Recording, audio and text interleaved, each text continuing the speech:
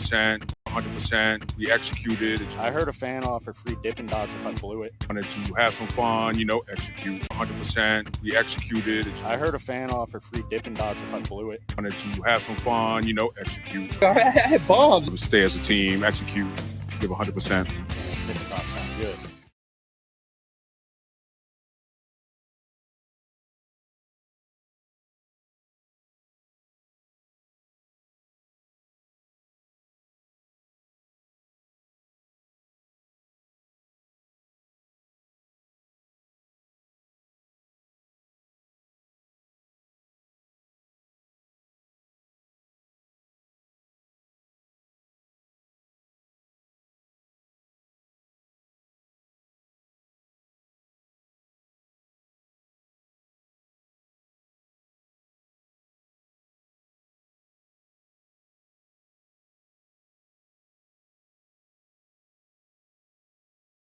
Because I've got John Roberts here with me that's joining me.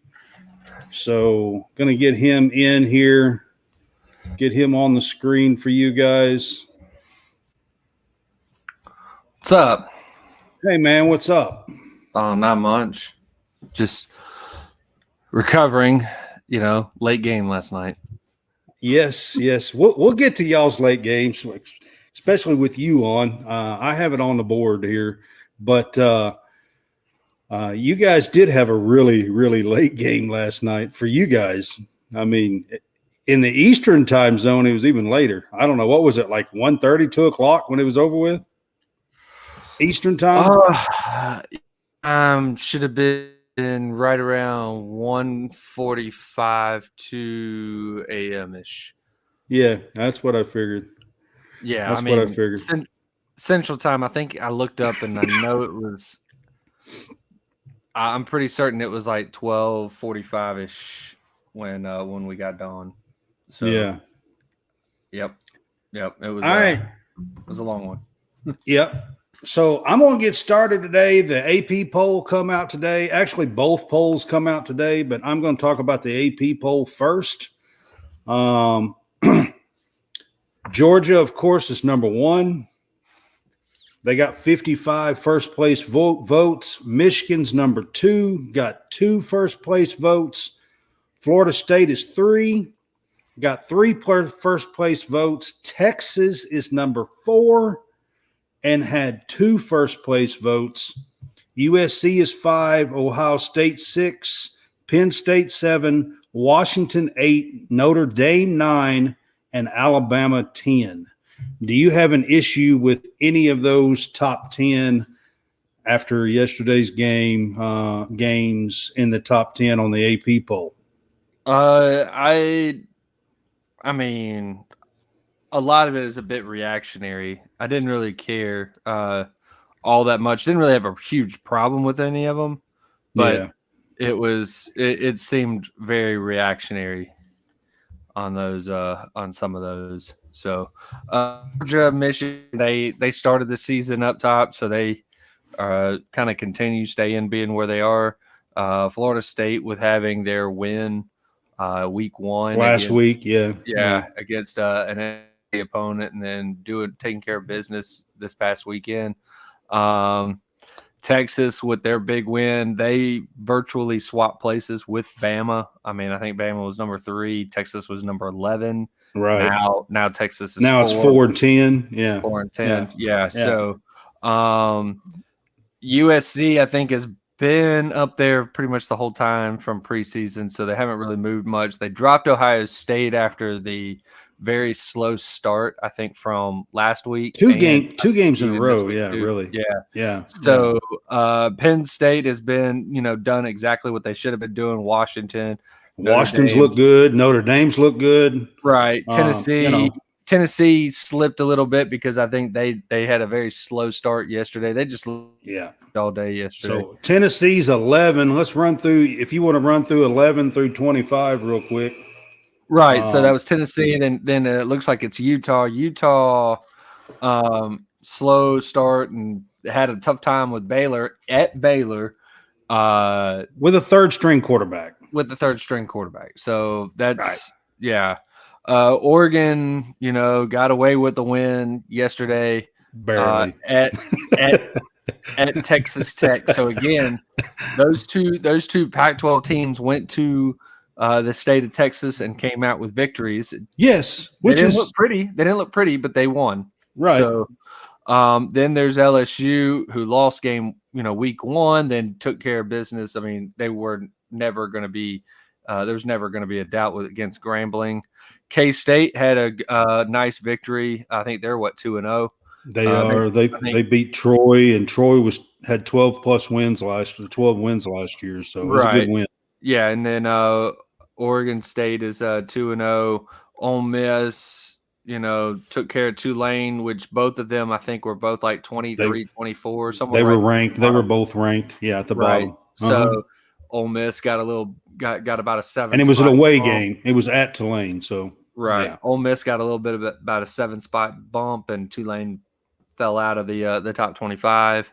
Right. Colorado jumped into the top 25. If they had not already made it after last week, they definitely were in it after this week. They moved up 4 spots this week. They were 22 last week. So Oklahoma, this is just kind of funny, is that Oklahoma is at 19 right now. You just wouldn't really expect seeing that right now. And they were kind of sluggish yesterday. I mean, I know their quarterback had 4 TDs, but they were sluggish yesterday, but like last week they were pretty. Yeah, they were. Yeah, but they were. But they started the season so low because of where they were how they finished last year. Right. So yeah, absolutely. That's what's funny, I guess, about it is just that's the case. Hold on, my phone decided to lock me out. So that's okay. North Carolina's at 20. They struggled with App State yesterday. They did. But to give App State all the credit that they deserve, I mean, they almost beat North Carolina last year. They did beat Texas A&M last year. I mean, they are kind of known. They beat Michigan in the past. I mean, many years ago now. App State's kind of known for a tough out for some of these power conference teams. So, Yeah. App State put up a fight and put it all the way up to the end, and then North Carolina was able to flex just a little bit. Duke is up there for their win against Clemson last week on Monday.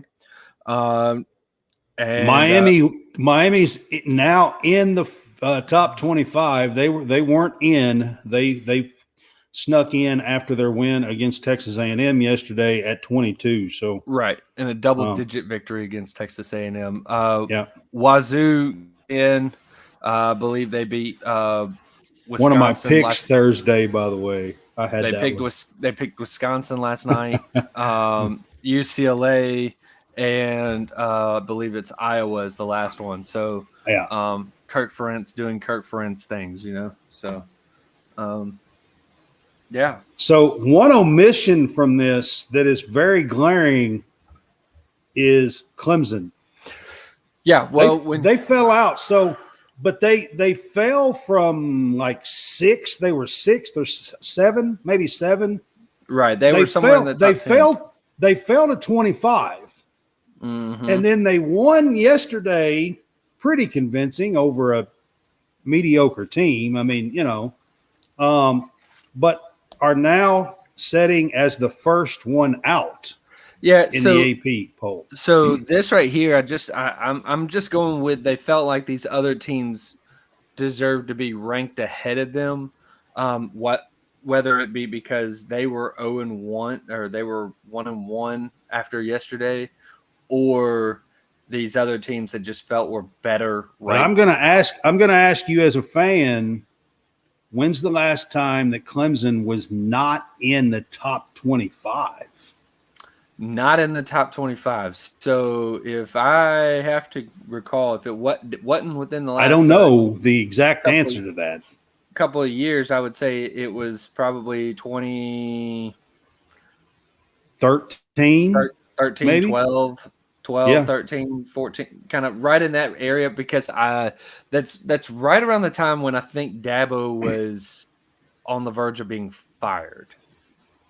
And he got Deshaun Watson. It was really around 15, I think, when they kind of took off.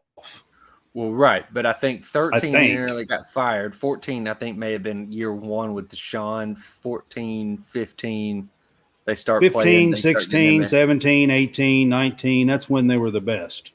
Right. Well, Or you have one two of the best. You have two generational quarterbacks like Deshaun Watson Right. and But it's been a long time when you look at this poll. It's been a long time since Clemson's not been in the top 25. correct. And yeah. And there's one other thing that I want to mention in this poll.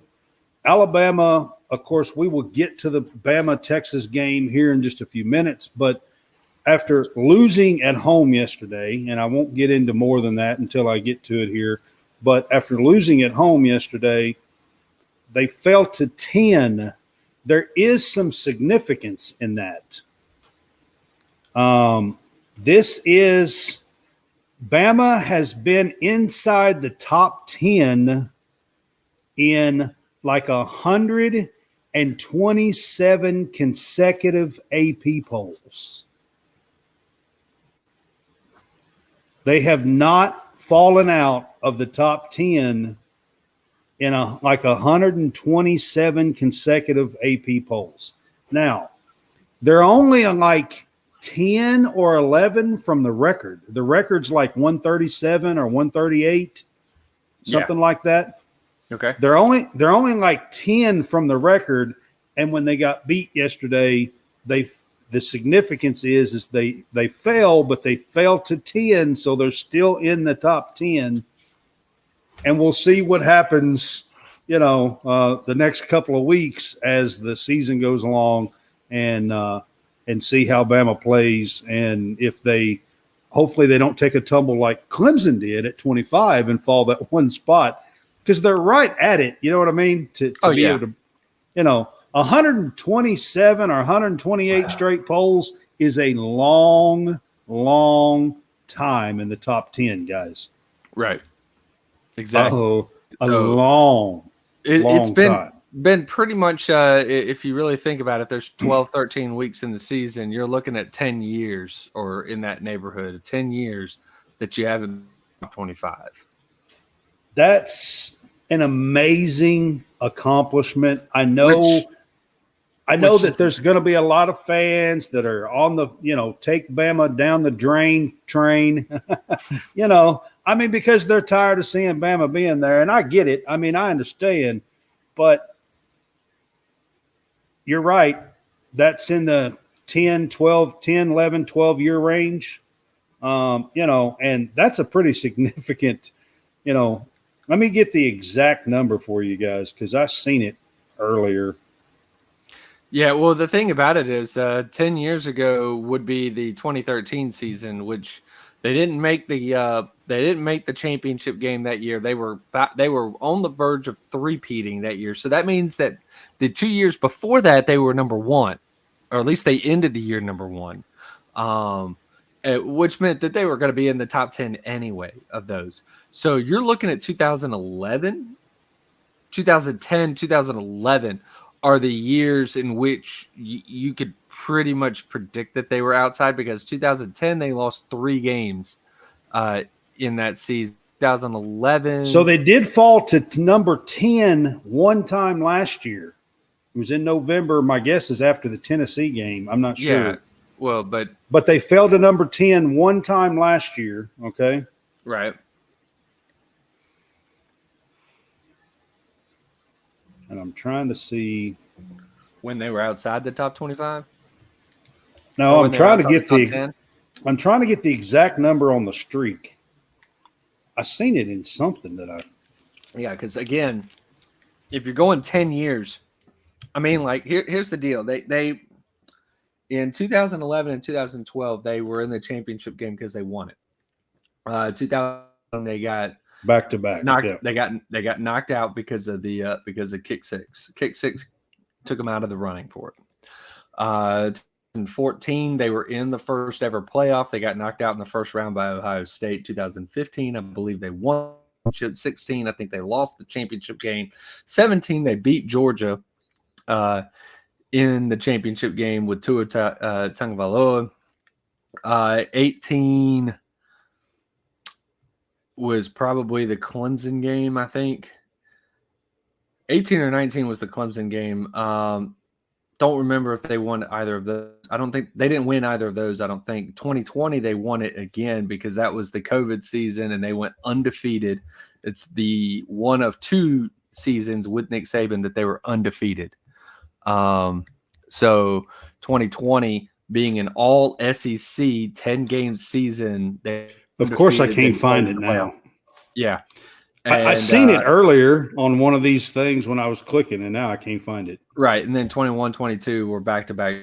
So 2010, unless it was sometime early in 2011, 2010 would have to be the time that they were out of the top 10. So however many. It's 127, 128, something like that. The record's either 137 or 138. And they're not very far from the record. That's all I wanted to bring up. Gotcha. I can't really find it right now, but yeah, those are pretty amazing stats between that and Clemson falling out. And the last time Clemson wasn't even in the top 25, this poll is a little interesting, because Auburn and Clemson have been top 5 teams for nearly the last 10 years. Alabama, but thanks for putting us in there. Did I say Auburn? You did. No. It's Alabama. Alabama. But thank you for that. I appreciate it. We've not Alabama, been that good. Not Auburn. Alabama. I'm sorry. Yeah. Sorry, Saban. Sorry, Alabama fans. I didn't mean that. There was a total. Lord. Yeah. That was a total misstep there. I didn't mean that. Yeah. All right. So from there, we'll kind of go to the scoreboard from yesterday. Name you some of these teams and some of the scores from yesterday as we go along here. I'm going to run through as many as I can. I may skip around and skip some. But I'm going to go through the entire weekend. Started out Louisville on Thursday, beat Murray State 56-0. You had Indiana beat Indiana State 41-7. Kansas beat Illinois on Friday 34-23. Georgia beat Ball State pretty handedly. Michigan won 35-7. Before we go any further with that Georgia Ball State were 0-0 after the first quarter. Yeah, it was slow. It was a slow start, and they had a slow start last week too. But then in quarter number two, 31. So then it was 31-0 at the end of quarter number 2. Right. So at halftime, 31-0. But first quarter it was 0-0. I was looking at the score and Michigan really wasn't all that. They played UNLV and beat them 35-7. It wasn't really all that impressive. You'll notice there was a lot of really not overly impressive wins yesterday. There's a lot of them, actually. Texas beat Alabama 34-24. We'll get to that game next after this.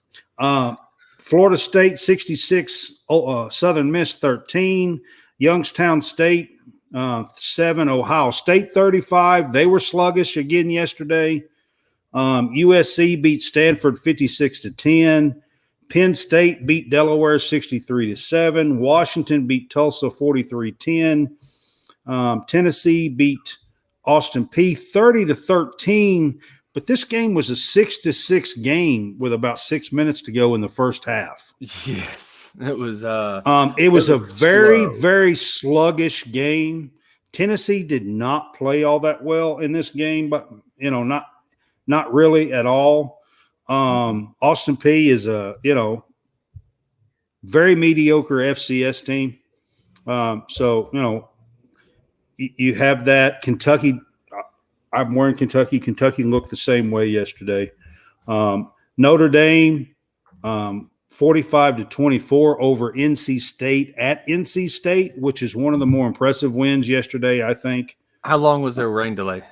Or how long was their weather delay? Weather wasn't just rain. I'm not sure. They had one. I just don't remember how long it was. I don't remember how long it was. Yeah. I got you. Utah beat Baylor last night 20-13. Did come from behind. They had to put in another quarterback because the starter from the one that beat Florida was bad. He was like 6 of 19. They had two in that game. Yeah. They played a two system because they had one that was more of a runner and one that was more of a thrower. Well, the one that was a runner come in and basically saved the day for him last night. Gotcha. Oregon beat Texas Tech 38-30. Yep. LSU 72-10. These are all the rankings. Kansas State is 42-13 over Troy. Oregon State was 55-7 over UC Davis. North Carolina 40-34 in a double overtime over App State. Oklahoma beat SMU 28-11.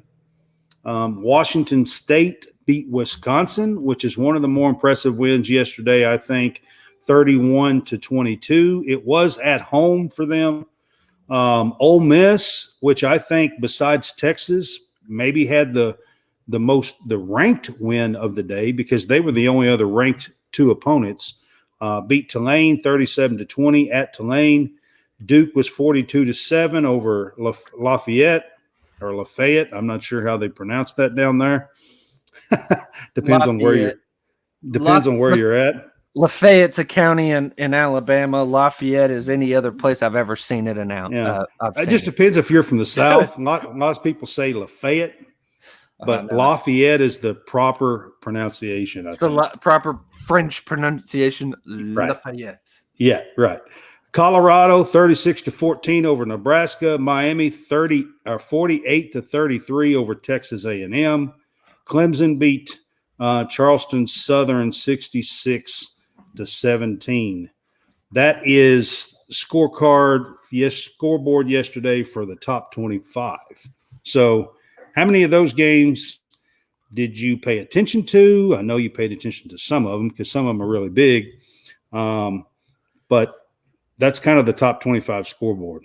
Okay, so during the day, there was always at least one big game that was going on. So the big noon kickoff was the Colorado and Nebraska game. So I had that game going. My quad. So everybody calls it a quad box, but I don't have YouTube, so I don't have the ones that are predetermined for you. I have ESPN app with Apple TV, so I can create my own, but it has to be ESPN only. It can't be just any channel. So my non-ESPN games I'm watching on the computer in which I'm doing this podcast on. So my non-ESPN games that I had watched yesterday were the Colorado-Nebraska game. I had the I had Elasico, Iowa State going at one point. I think that was the morning game, right? That was the first one? Or yeah. No. That might have been the 2 o'clock game. Yeah, so it was the one that was at 2. Okay, so it would have followed the Colorado State one, or sorry, Colorado and Nebraska. And then that night I had the Oregon game on. I had the Wisconsin game on until the Oregon game kicked, and I think I put it on to that one. Well, I watched one game that I just didn't mention, but I watched some of the Mississippi State and Arizona game last night. Right. And it was on right as, I guess, the Auburn game was kind of finishing, I think. No. They would have been when the Auburn game was starting, is what I'm saying. They were finishing when the Auburn game was starting, was what I meant to say. Yes. And I watched a little bit of that game. You know, it was amazing to me to see Mississippi State barely survive a win at home over an Arizona team that's probably not going to be in the top 8 or so of the Pac-12. And they created 5 turnovers in that game and still nearly lost. I've got a stat about turn to get to the Auburn game. by the way. It is. They had 5 it's turnovers funny. in that game and still nearly lost at home. So I'm not overly impressed with that win, to be honest with you, even though Mississippi State did pull it out and win. They were ahead like 14, 20 points or something at one time. So, but anyway, we will move on to the big game of the week. Texas and Alabama, of course, was the big game yesterday, and we will move on to that game. And, I'll start it with this. This is only the second time, or let's put it this way. This was the first time since 2007 that Nick Saban has lost a non-conference home game, period. Correct. This is only the second time it's ever happened. Yes. It happened. That was in 2007 in his very first season, like his first or second, third game. I can't remember now when that Louisiana. No, that La Monroe game happened late in the La season. Monroe game. Was it late in the season? Yes, it was one of those games like the one right before the Iron Bowl kind of game. Okay. It was late. It was like that. Okay. But it was in his first season. Yes. It was his first season as a coach. He's in his 16th year or 17th. 2007 was number 1. So it's either 16th or 17th year if you count it up. I can't remember now. I think it's 16, I believe. But so it has not happened since then. And they got handled pretty good last night. Texas beat them 34-24. I thought the D-line play of Texas was pretty much the game changer in this game to me by watching it. I thought Texas D-line pretty much ate up that Alabama offensive line, who is huge. I mean, these guys are average like 339 pounds and getting eat up by Texas D-line. And I thought that was a huge, huge take in this game. And I'll throw it to you, Roberts, John Roberts. I don't know. So what we were looking for was joyless murder ball. That was the game plan. That's what we thought we were going to see. Joyless murder ball, which is pretty much with just that offensive line. Lining up and running it right down your throat. Lining up down your throat. And every now and then you may throw one deep. Okay. Well, what we got was Jalen Milroe running for his life, because anytime that they decided that they wanted to throw the ball, those big dudes that they had on the line, they've got 3 guys that are over 350. They could not block the D line. They could not block. They could not hold the line. And there was. I've been telling everybody, Texas team has talent everywhere. So the center was snapping, was getting called for the for the illegal snaps. He kept jerking the ball before he snapped it. There were holds all over the place that Alabama was getting called for. I mean, it was a lot like they had 15 penalties, I think, last year in this game. And they were pretty darn close to it, because the last time I remember seeing it, I did not see if they actually made it to 15. I didn't think they did, but I thought they were getting close. They were at 9 the last time I saw it. So this joyless murder ball didn't quite happen. But the thing about what everybody had said about Jalen Milroe is, like, he's got the legs to run around, but he has such a beautiful deep ball. And they finally showed it in the fourth quarter, the late third and early fourth quarter. They just started bombing it at the time. And I was like, oh, because this is at the point when it went from being a defensive struggle to, oh my God, every in a touchdown. And it was like when Alabama really started kind of coming back and they took the lead. And then at this point, it was like, oh, it might be whoever the last last one with the ball won. And yeah, so it just ended up being where that like both teams were just, send their two or three wide receivers deep and just chunk one down there and see if one of them could run under it. And that's what it I will ended up say being. this. I'll say this about Bama. I think they're going to be fine overall, but when you look at this team, and I said this was kind of the same thing last year. I don't see they have talent in many, many places and 5-star kids all around, but I don't really see that in the receiver group. Well, okay, so in the receivers, they've got Burton, who I think that came from Georgia. I'm trying to think of who else that they had that they were throwing to, and it was just that they had one of their tight ends seemed like he was bailing out Jalen Milroe from time to time, but it was I mean it's not the Jerry Judys and the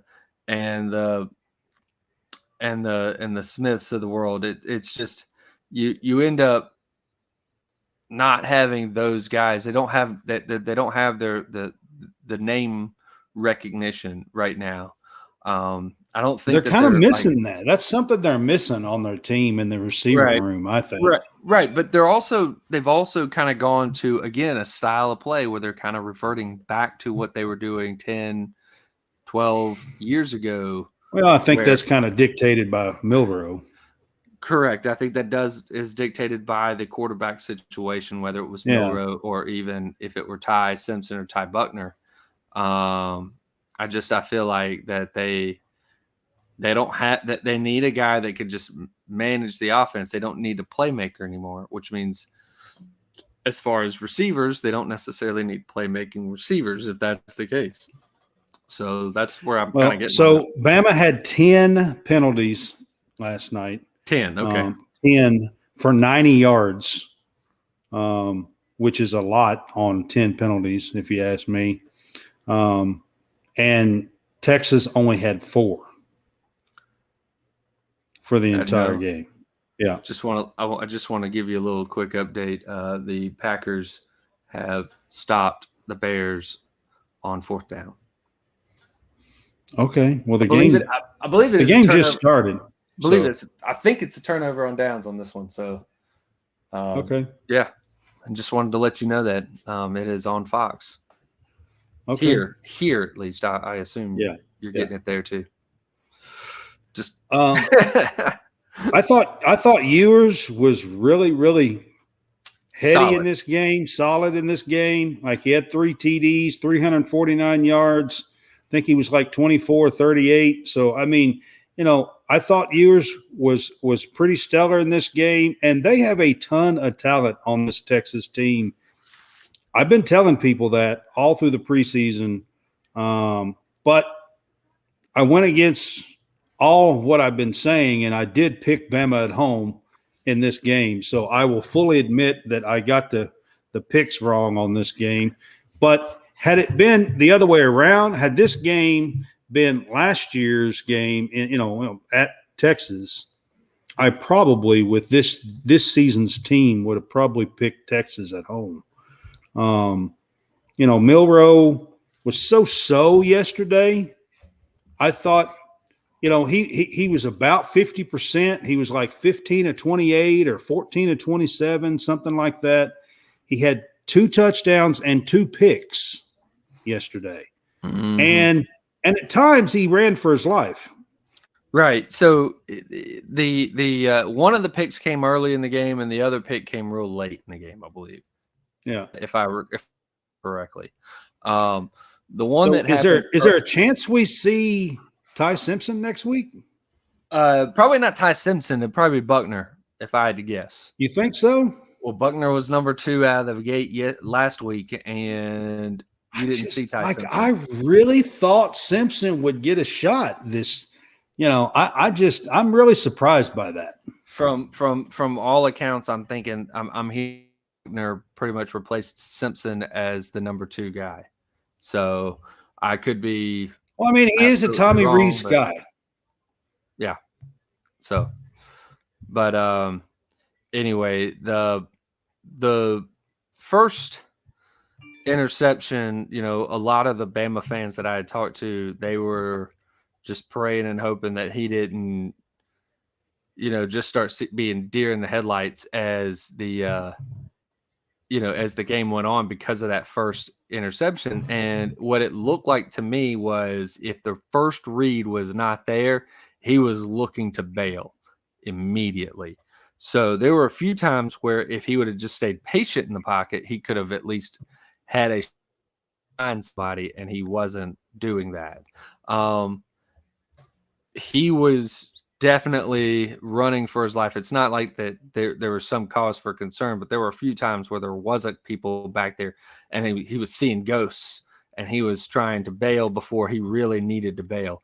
But at the same time, there were a lot of plays in which the offensive line just wasn't that good, and you would think definitely the massive size of their offensive line right could do a little bit better than that. He really would. And then it was not only they were allowing, the rushers to get through, but the plays in which they were able to, hold them off, they were holding, and you had penalties, right. Or you had they only had 107 rushing yards, Bama. Right. Yesterday. So you had the illegal snaps from the center because he kept faking. He kept jumping before the snap himself, and then snapping the ball. And then a lot of times he's trying to snap it too early because Jalen Milroe's not even ready for it. So when he was snapping, then he wasn't snapping it to Jalen. There was a lot of times with Jalen's time to pick it up off the ground. And move. So there was a lot of things that were wrong. And, when you're having to pick the ball up off the ground, you're thinking that you've already wasted a second or two. And you got a 300-pound guy coming at you. Right. So you got your head down trying to pick up the ball. Right. So of your 4 seconds that you've got to have with the ball, you're spending 1 to 2 trying to pick the ball up. So you think you don't have as much time as you actually do. A couple times when you had the bad snaps, and then he's trying to run almost immediately when he didn't have to or anything like that. But I mean, again, the center was putting him in that bad situation to begin with. So it's not 100% Jalen Milroe's fault, but Jalen Milroe do a whole lot to. Well, who does Bama play next week? My guess is it's a smaller team. That's the reason why. I think they've got a small like a non. I'm pretty sure they do. A smaller non-conference game next week. I'm pretty sure after this Texas game. Right, and that's why I say I think there's a chance that we'll see, one of these other quarterbacks. It's not a smaller school. It is a known non-conference, but it's not anywhere like it's not a team that's going to be that is a threat. How about that? Okay, it's South Florida. South Florida. Okay. Yeah. So not a massive school, but not a threat. They're not going to be a threat. Yeah. So, but Bama's got some clean some things up, and Texas, I'm not going to say the whole back thing because I think that's an absolute ridiculous thing, but I will say this, and I have been saying this the entire preseason up to this point. Texas has a ton of talent.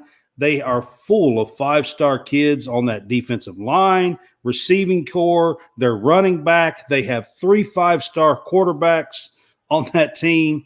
I mean, they are loaded with talent. And this Texas team is a team that could challenge for a college football playoff spot down the road. Now, I didn't have them in that preseason, and the main reason why is I thought Bama would take care of business at home, but that didn't happen. So now I think Texas has got a path. I clearly think at this point so far, and this is just my opinion, and we'll get to another topic here in just a few minutes, but I clearly think that they are the class of the Big 12 so far. Yeah, I believe it's going to be them and even Oklahoma as well. And Kansas State has looked good. Kansas State has looked good. We'll see what how everybody fares after that, but I believe those are going to be your three teams at the moment. So anyway, but I'll move on. The next game I wanted to talk to you about, John, was Texas A&M and Miami. I didn't trust either of these darn teams. These are both teams that I haven't trusted either one of them. We did do a pick 'em, and I had to pick one, and of course I picked the wrong one on this one. With the spreads, I did go 7-5. I went 9-3 as winners, but with spreads, I went 7-5. But this is one game that I got wrong. Miami put up 48 points on Texas A&M yesterday, and to me, that says a lot. Their defense is, again, they've been getting a lot of 5-stars. They are pretty much loaded with 4- and 5-star players on that defense. And to give up 48 points to Miami is I don't understand it. How in the hell can they give up 48 points to Miami? I don't get it, John. I don't know, man.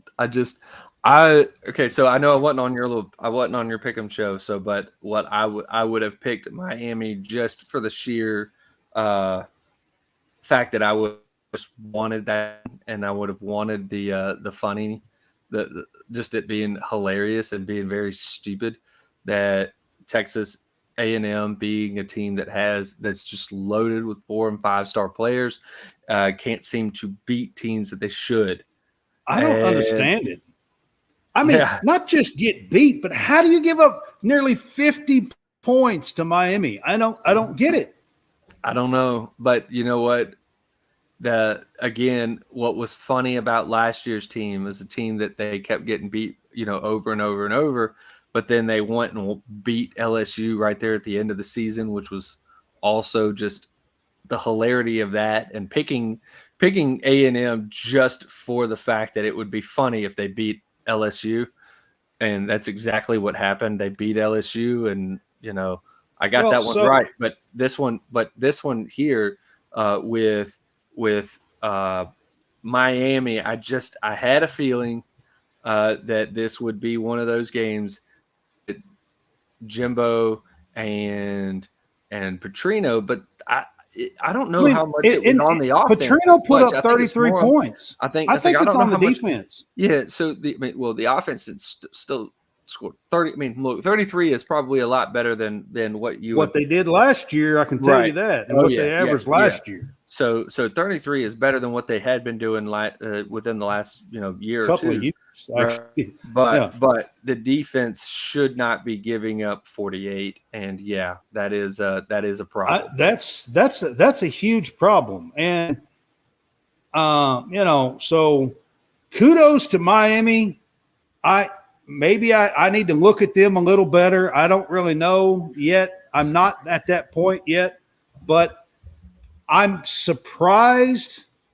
I was surprised by this game. I thought with the hiring of Bobby Petrino that the offense would be improved enough that their talent level on defense could help carry them.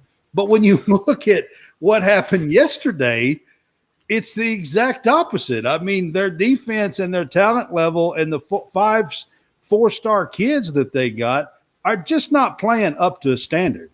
They're just not. True. Yeah. So you got that. And then the next one that I want to get to real quick with you is Coach Prime in Colorado. They again looked really good, got a big win yesterday at home. They rushed the field afterwards. Sanders, and I'm not talking about Dion, his son, Shadur Sanders, is thrown for like 900 yards in 2 games and 8 touchdowns or something like that. It's ridiculous. 8 or 9. Ridiculous. Yeah, it's absolutely ridiculous. Travis Hunter looks like an absolute star on the college football field. He was a number one. Yeah, high he school was. prospect. He was the So number one let's prospect. not forget it's that not. he was a, It's not a huge surprise that he's not. But what I'm saying is he absolutely is playing up to that level. Travis Hunter is, and it's going to be interesting to see where Colorado kind of falls. Did you freeze up on me?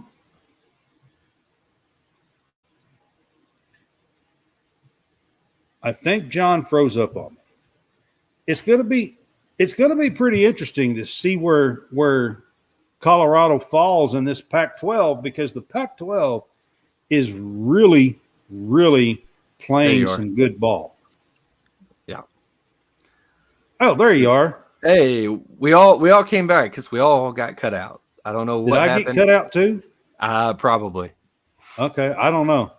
I saw you got cut out, but I'm just saying Hunter's living up to that responsibility of being the number one. He's playing that kind of ball, and it's going to be interesting. Pac-12 is playing better.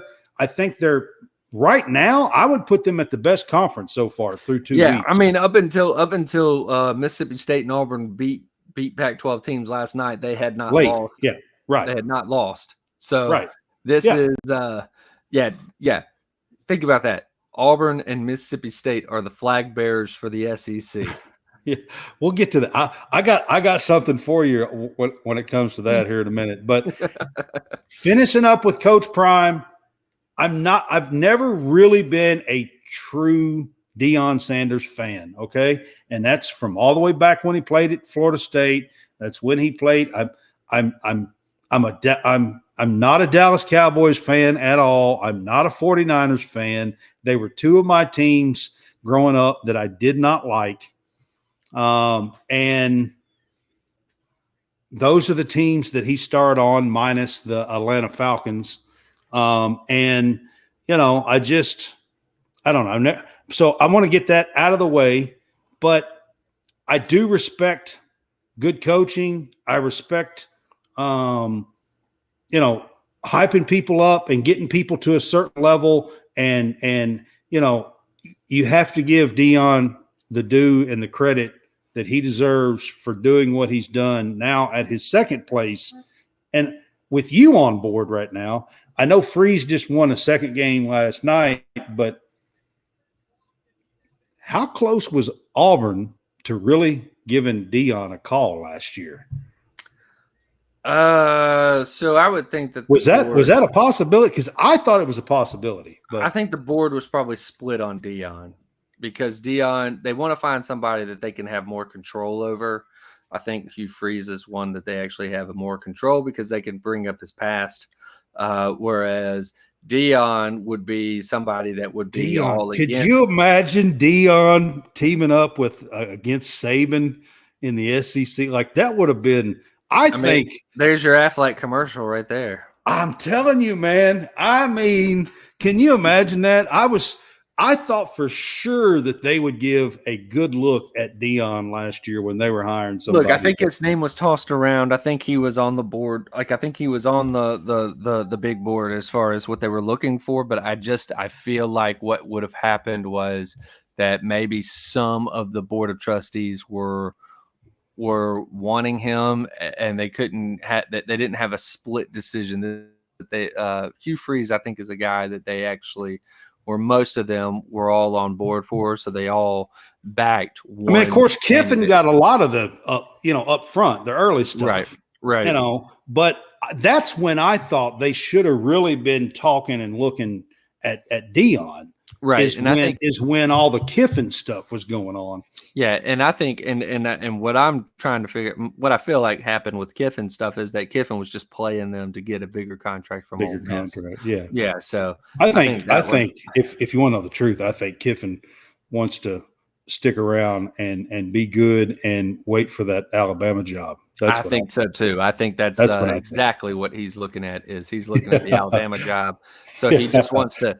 He wants to go and take Ole Miss, be good enough and relevant enough being at Ole Miss, and that when the Alabama job does come open, that he goes and tries to put his name in the hat.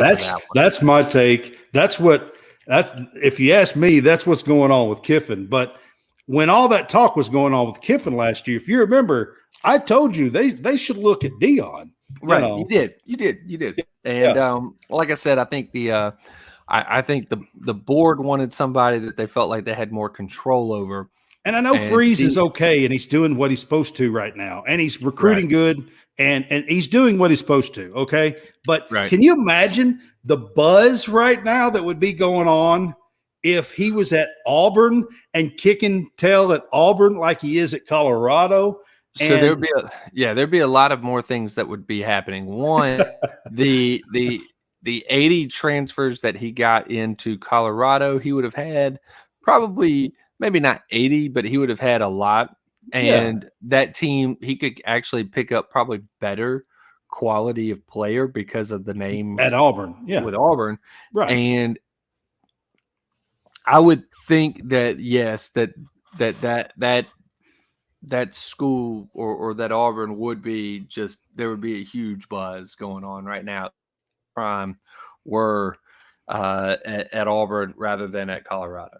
Yeah. So, yeah. I just wanted to bring it up. You're an Auburn alum and a big fan and stuff, so I just wanted to bring it up. But it's a good topic, something that somebody watching the show can be like, oh, man, that would be a heck of a buzz if that was going on.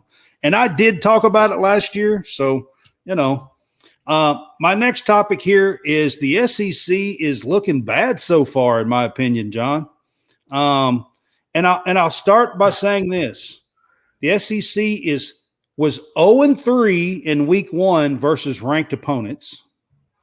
Okay. Mm-hmm. Right now, after week 2, the SEC is 1-4 against the ACC. Yeah, okay. with the total, one win being one of the worst teams in college football, or one of the worst P5 teams in college Virginia. football. Yeah, Tennessee over Virginia. Yeah, right, being the one win. Yeah, exactly. And so I just wanted to get your opinion. What do you think? I mean, last night Auburn pulled out a win. Mississippi State pulled out a win against Pac-12 teams, which kind of helped a little bit on the bottom end of stuff. It helps. Mm-hmm. Yep. But Bama gets beat as a ranked opponent yesterday. Now, Ole Miss did win against a ranked opponent at Tulane yesterday. So the SEC did get a ranked win yesterday. And 2 road victories. Yeah. So, yeah. But yes. As you were saying, the SEC has not looked great, whether it's been Bama losing or if it LSU loses, LSU. South Carolina lost where game day was at. There's a lot of big stage games, a lot of ones where there were a lot of eyeballs saw those games, and a lot of eyeballs saw the SEC get beat, and they are all talking, and it is absolutely. And this is the first time in 12, 15 years that the SEC has started out like this, in my opinion. Right. Like, it's been a long time. So, on top of a few of those, Kentucky didn't look great yesterday. Tennessee didn't look great yesterday. They got wins against they were far superior teams. Tennessee and Kentucky was. Georgia kind of looks. Georgia has been slow a couple of times. Both games really. I'm trying to think of who else. There's a couple of other ones. Now, Auburn's took care of business. I didn't watch last night's game, and we'll talk about that right before we close the show because it was on really late. I did watch the start of the game up to about halftime, but I didn't really see how the game finished, and it was only 14-10, so it couldn't have been too exciting. The whole game, I wouldn't think, but.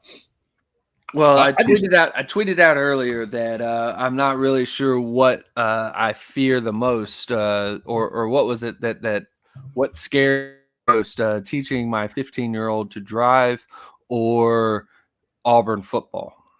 So, or what would kill me first? One of those it was something along that earlier this morning when I tweeted that out, and I thought that was a very You know, I thought it was very Right. comparable.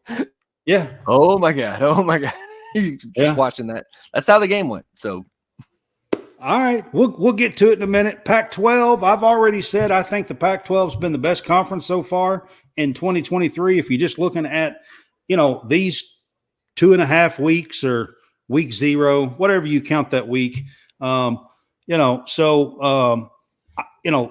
until late last night, they had won every game so far. And the teams that lost was Arizona and Arizona State, California, late last night. So they are not going to be 3 of the top teams in the Pac-12 anyway. right. Yeah. Yep. So they're going to be near the bottom. Stanford's probably the bottom, but outside of that, they're going to be near the bottom. Those 3 teams are probably in the Pac-12. But having said that, in the AP poll that just come out when we started the show, there are 8, count them up, there are 8 Pac-12 teams in the AP poll this week. It's usually what you see with the SEC on a weekly basis, but I think there's only 4 SEC teams or 3 in the top 25, being Georgia, Tennessee, and Ole Miss. I believe it's those 4. LSU. And LSU, so there's 5. Yeah. But with the Pac-12, you've got Oregon, Utah, USC, Washington State moved in. Washington State, Oregon State. Yeah. So you have all those teams along with Colorado, Utah, Colorado. Now I'm telling you got UCLA. Yep. UCLA come in at the bottom of it, and USC at the top. There are 8 Pac-12 teams in the top 25 this week. Right, and I think at this very moment, I think that the Pac-12 is the deepest conference that's there, because I think. And I've been telling people in the preseason that I expected this to be a really, really good Pac-12 year, and it's funny it's last. I know. It's sad to me, really, that they are so good, but yet the team the conference wouldn't do the right things to hold it together, basically. Right. But it is what it is. Yeah. And the ACC, give them a little bit of good talk for the ACC. You got to show them some love. I think the ACC has, like I said, is 4-1 against the SEC so far, and won the big games. They beat the game day game with North Carolina and South Carolina, and they beat us, FSU over LSU in the SEC.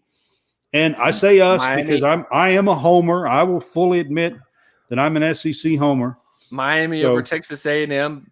While most SEC schools and fans are actually more just thinking that that's funny rather than like standing up for Texas A&M and anything that Texas A&M does, I think they're more of. Yeah, you can have that one. That's fine. Well, but see the thing of it is Miami's probably at the best a mid ACC team. They are, at best. At what they've been. Now, it's possible that this year is a year that they actually show up and show out. Tyler Van Dyke has actually shown Van Dyke has shown pretty glimpses of being a really good quarterback, and we'll just have to see what happens with him for the rest of the season. So, I mean, that's true. I want to give some love, talking about the Pac-12 just a few minutes ago, I want to give some love to Washington State last night. They beat who was ranked 19th in the AP poll last week, Wisconsin, come out to Washington State. Washington State is a team that is being left out of all of this conference realignment stuff. Washington State and Oregon State. And I don't know if you caught the coach's interview last night, if you've seen the coach's interview after the game when they were on the field. Like, you can tell that it is majorly affecting.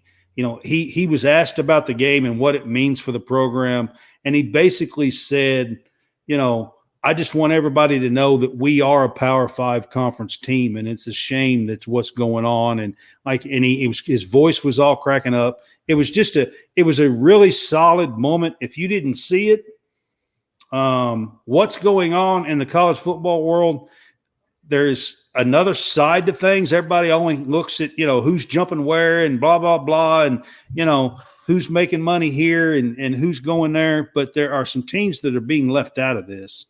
And Washington State is one of them.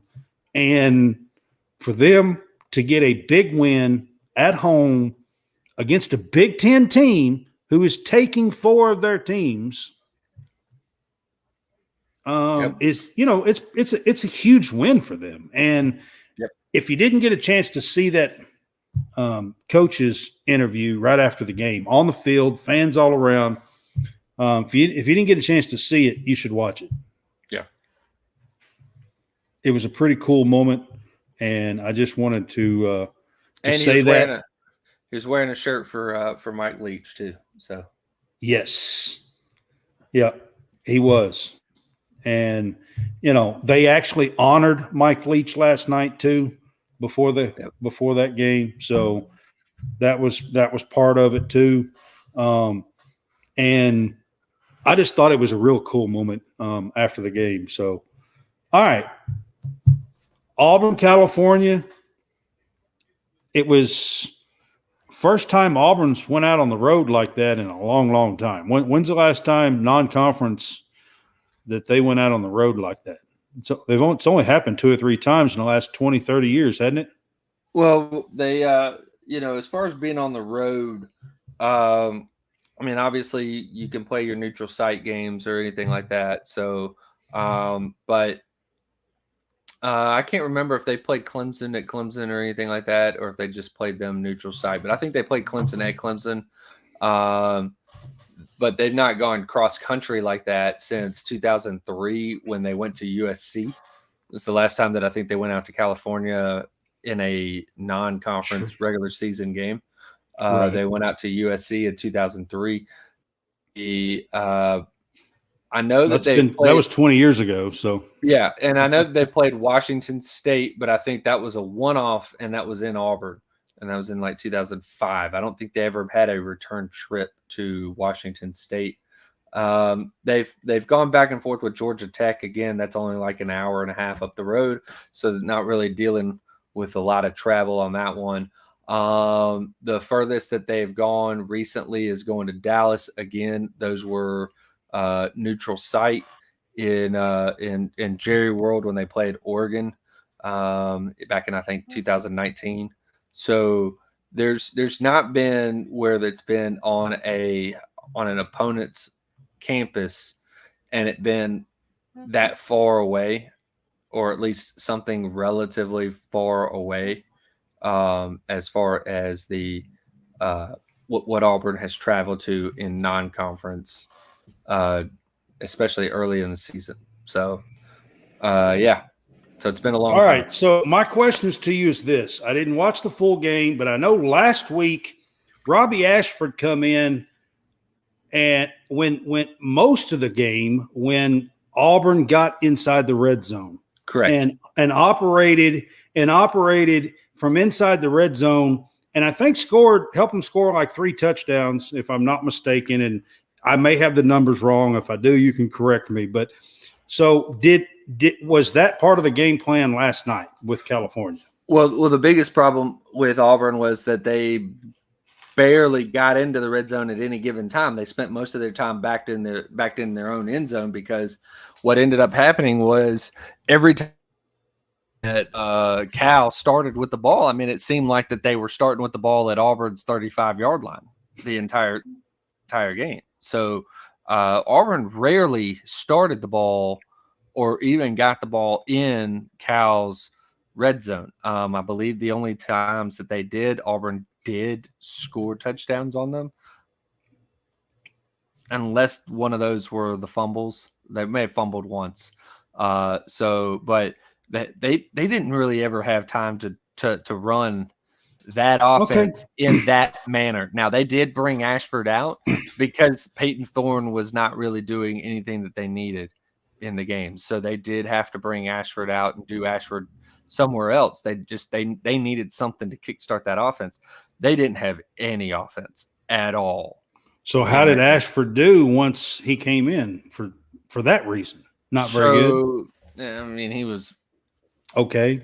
Yeah. So yeah. Look, Ashford. I just know that last week there was some buzz that Ashford in the red zone done really well. So there were three names that you need to know in that came out of this game. One was Eugene Asante. Okay, Eugene Asante, defensive player, as a linebacker, was all over the field. He was made 10, 12 tackles in the game. He had a sack. He had a bunch of tackles for loss. That guy was all over the place. He's number 9 on the defense. That dude was ball out. Okay. Now, on the offensive side of the ball, there was only a couple of names, and Auburn just, for whatever reason, didn't use them once they were having success. One is, I believe, now I'm going blank on the running back's name. Number 22 on the running back. He had a pretty successful with the runs that he was having. Plus, they were throwing it to him as much, some of the time. So he had some receiving yards and some rushing yards. The next guy is Fairweather. I believe his number is number 13. He is a tight end, big receiver type body.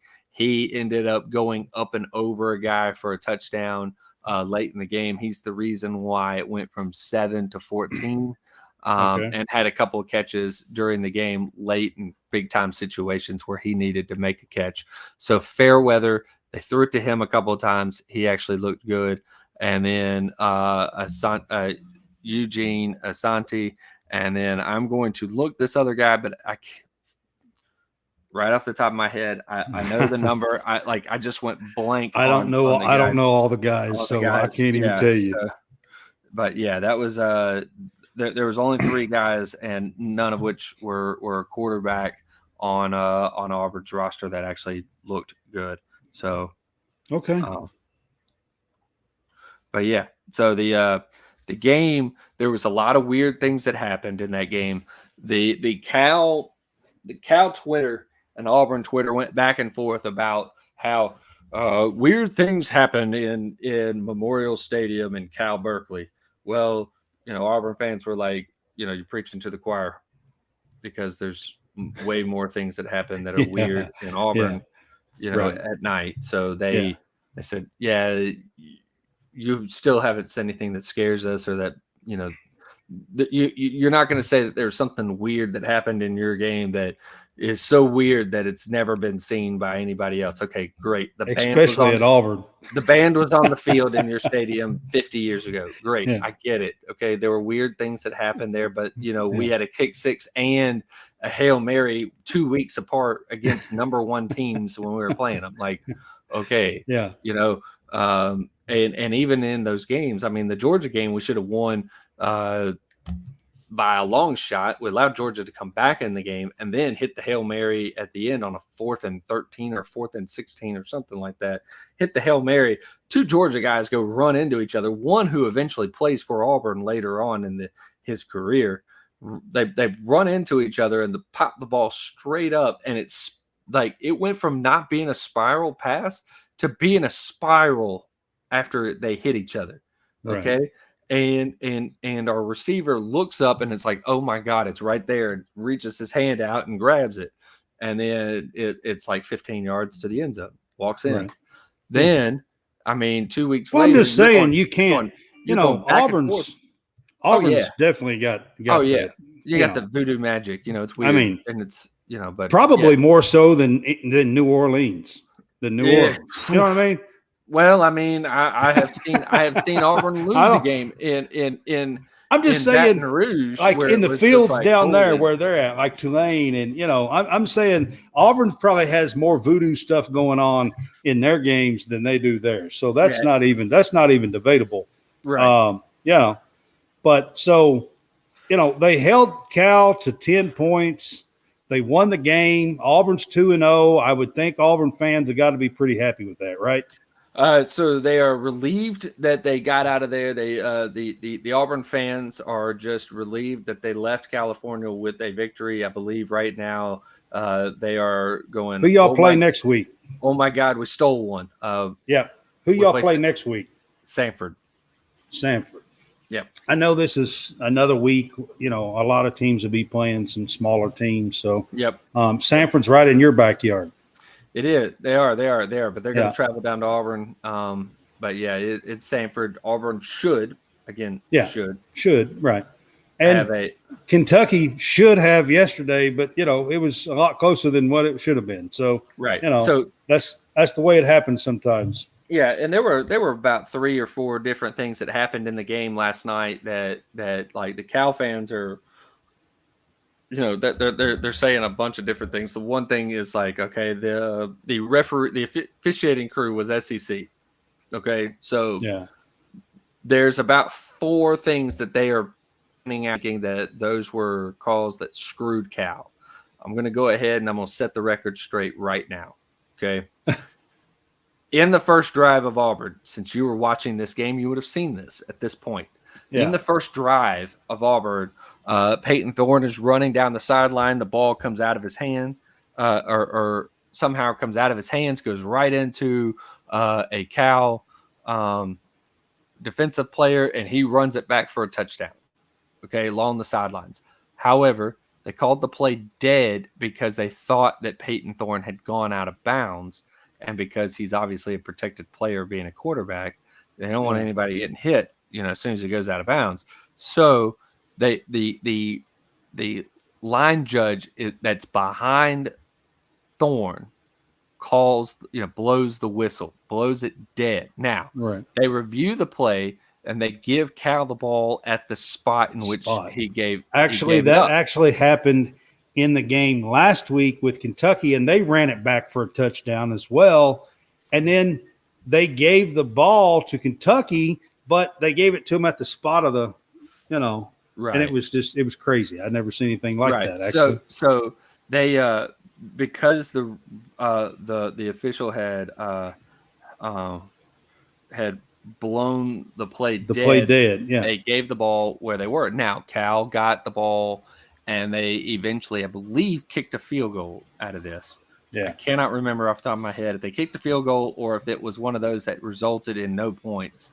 But Cal routinely was on Auburn's side of the field and even in Auburn's red zone and could not come away with any more points than 10. They missed 3 field goals, all from the right hash in the game. And then they had 1 field goal that was taken away because there was a holding on the end of their line. One of their guys reached out, one of their ends reached out and grabbed an Auburn rusher and basically hooked him and pulled him to the ground. That is a hold. Right. This was called correctly. Yeah. It took them out of field goal range. They had to do the play over. They did not get the first down. Right. And over on downs, and they did not get it. So then that's one of the plays that they're talking about. That's a field goal that, that should have been. And then the fumble that I think they're calling for a fumble. There was a fumble recovery or something like that, and there were multiple fumbles that went for both teams that aren't necessarily clear in video, but they were both calls that were reversed. So one went Auburn's way, one went the other way, and for whatever reason, they were crying about that too. Look, I will tell you this: the Peyton Thorne play that happened early was the only one that you have a semi beef on, but you can't be complaining too bad because the ref was where he was supposed to be and just could not see it. It was a bad circumstance and he could not see it. I just don't understand on that call because it happened last week at Kentucky too, okay? It wasn't Eastern Kentucky, it was a Ball State game. Right. And Kentucky picked it up, scooped, and scored a touchdown on it, okay? And it was a clear fumble, okay? Like it was a clear as day fumble. It wasn't even close, okay? And they had to review it because they blew the play dead for some odd reason. And why it was how in the world they would blow that play dead to begin with is a whole nother question. But my question is this. If you rule that it's a fumble, how can you not let the team advance a fumble? So I don't understand that. There are things that are okay. If it's a fumble and it's in play, how do you not let a team advance a fumble? Okay, well, I'm about to explain it. There are ways in which you can or cannot advance a fumble. One is your player cannot advance the fumble. It can't be that if you had a player, the only person that can advance the fumble is the ball carrier, the guy. No. I'm talking about on defense. We were on defense on our play. So your defensive player picked it up and ran it back. Yeah. Okay. Then no, they should be able to do that. I don't understand. I really don't understand how you can, if you rule it's a fumble and it's in the wide open and a defensive player picks it up and scoops and runs it in, that's a touchdown. I'm sorry. You can't rule that it's a fumble and not let the defense advance the fumble. I mean, well, that is up against. I mean, I wouldn't understand exactly why they would blow it dead at that point. If they already are ruling it a fumble on the field, there shouldn't have been another like an official blowing it dead. So that I don't know that I'm telling you, it happened last week in Kentucky game, and I was crazy. It was like, what in the world? Right. All right. So we're getting close to time here. I want to kind of finish up the scoreboard. I've got it up on the screen there. And I'm going to talk about some of the games that wasn't top 25 teams. And so we've got Wake Forest beat Vandy 36-20. Purdue beat Virginia Tech 24-17. Virginia got beat by James Madison 36-35. We were talking about Virginia being one of the worst teams. I just wanted to throw that out there. Virginia Tech beat South Carolina State 48-13. Kentucky won 28-17. BYU won 41-16 over Southern Utah. Iowa State was 20-13. Iowa won that game at Iowa State. Michigan State beat Richmond 45-14. I'm trying to see some of these games. I mean, West Virginia beat Duquesne 56-17, which I think is significant for Neil Brown. So I wanted to put that in there. Cincinnati took care of business at Pittsburgh 27-21 yesterday, which was an impressive win. I don't know what's going on with Satterfield, but all of a sudden I think he can coach. I don't know. And you got Emory Jones there from the old Florida quarterback that went to Arizona State and now is at Cincinnati. And now you got Emory Jones playing and winning and Satterfield winning. And I'm to this point, I still don't know exactly what's happening with that, but it is happening. They are 2-0 and looking pretty good. Alabama beat Middle Tennessee pretty bad in week 1 yesterday. Middle Tennessee nearly knocked off Missouri at home. Missouri won 23-19. Wasn't a good look for them. UCF barely beat Boise State at Boise State. Tough place to play, but it was 18-16. Weird numbers in that game. I'm not sure how it got to 18-16. Ton of offense. I think UCF had like over 500 yards of offense. Only scored 16 points. Yeah, I mean it's just some weird numbers there. Rice took a huge lead on Houston yesterday. Rice has got JT Daniels. If y'all remember him, that's who their quarterback is. That's where he's playing in his like 12th school in 13 years or whatever it is. I don't know, something crazy. but he's down there playing. They'll deny Tez Walker from playing at North Carolina, but it's okay for a guy like JT Daniels to play at his 14th school. Right. Which doesn't make any sense, by the way. But anyways, so they jumped out to a huge lead. Houston tied it up, took them into overtime, and Rice beat Houston yesterday in double overtime, 43-41. The real Houston team. Florida won. McNeese State ran the ball down their throats. I just don't see them being able to do that against some of the better competition. But they did win a game yesterday. I've already talked about Mississippi State. South Carolina beat Furman 47-21. UCLA, who is now ranked 135-10 over San Diego State. Oklahoma State beat Arizona State yesterday, 27-15 in the Big 12. Any other games that you can think of that I left out?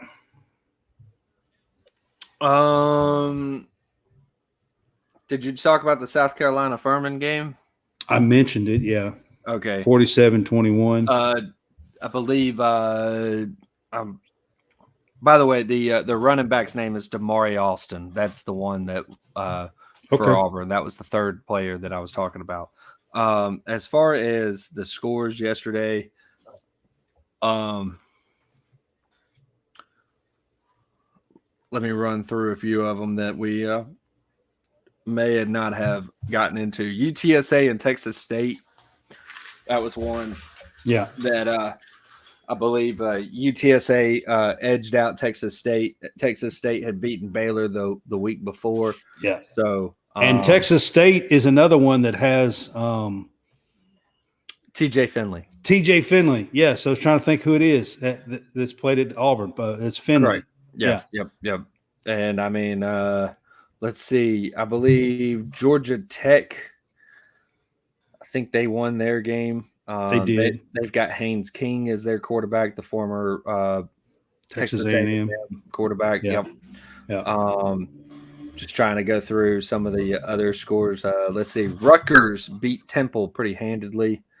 Those were Florida State whooped up on Southern Miss. I think you had actually said that one. USC had beaten Stanford. USC being, I mean, that a rivalry game, and they absolutely smoked them. Yeah, in that game. That Stanford team is not good. So, yeah, I don't know. Let's see. Memphis beat Butch Jones and Arkansas State 37-3. He's taking 2 beatings, by the way. Beatings. I mean whoopings. Yes. Yeah. Let's see. La Tech beat Northwestern State. That's not really a big. UAB got beat yesterday. They did. They got beat by Georgia Southern, I believe. Yeah. Georgia State beat UConn. That is probably one to kind of note there. Georgia State beating UConn. They did. Coastal Carolina doubled up Jacksonville State. Jacksonville State wasn't really expected to win that game. I think they actually won by the spread. I think the spread was about 14, and it ended up and it ended up being a 14-point victory anyway. So I think you pretty much have gone through a lot of them. FIU beat North Texas, so the team that Cal put a beating on got beat again by FIU. So and that North Texas team has had some talent the last couple of years, but they have struggled out of the box. They have, and it just I think that one, everybody is being elevated into a new conference, so they're going from CUSA up to but I don't think they've played anybody yet that is from the AAC. No, they haven't. So, but I mean, again, I think that's all they're about to kind of run through that. But I mean, half their conference came from Conference USA, so they should be familiar with everybody once they start playing in there. Michigan State. Yeah, they won yesterday. They did, but they're about to be without a coach. So I don't really want to get into that at this late. I got to close it up, but yeah. Bowling Green won. Weird. Western won yesterday. I didn't mention that, but there's a few games I didn't mention. Yep. So that should be about it. I mean, there's Western Kentucky, by the way. That's when I said Western. Purdue beat not Tech. Around here, we just say Western, but there's a lot of Westerns like Western Michigan, and I mean, so yeah. But anyways, it's Western Kentucky University, the one I was talking about. They won yesterday. Yep. So we appreciate you guys being with us. We are the College SportsCast. We're part of the Fanboys. It's been on the bottom of the screen. You can find us on Let's Talk Sports. You can also find us on Sideline Sports on a channel that they have, the Real Fresh channel on YouTube, and we are on WSBN TV channel 30. Now, how you can find us on WSBN TV is through Roku, Apple TV, or Fire TV. Look up World Sports Broadcasting Network. First, download Boxcast app, then look up World Sports Broadcasting Network. And then once you find them, you can find us on channel 30. And you can find us on Roku, Apple TV, and Fire TV. So it's pretty cool that we are able to do that. Our next show is on the screen there. It's going to be Tuesday, September the 12th at 8 p.m. Central Time. It's going to be the Big Fuss show. And this is where we come together and we try to get some hot topics and some debate topics and have a couple of segments called the Pick Six and No Fly Zone. And we try to have a little bit of a debate and have a little bit of fun with that show. John, if you're available Tuesday night, I'm not sure what Jason's doing. Jason had told me he could be on, but I haven't heard from him in about a week, so I'm not sure. But if you want to be on Tuesday night, you and Hammonds can and me can go at it in our Big Fuss show and have a little bit of fun on Tuesday night. But I appreciate you guys being on. It went just a little longer than I was going to, but we had a lot to talk about, and I know he wanted to give him a chance to talk about Auburn too, because they are 2-0 and new coach, new system. And he's a recruiter, and you have to give him that. And he's, if he can also win some of these games on the field, it'll help. And, Auburn will soon be where Auburn fans think that they should be. But I also wanted to create a little buzz about the Deion thing and imagine where Auburn would be right now if they had Deion. And the buzz that is happening at Colorado and in Alabama, with Alabama just losing, I mean it would be chaos. Oh yeah, and you like chaos. Oh yeah. So I just wanted to bring that up. But join us on Tuesday night for our College SportsCast, the Big Fuss Show, and we will see you on Tuesday. Y'all have a good night.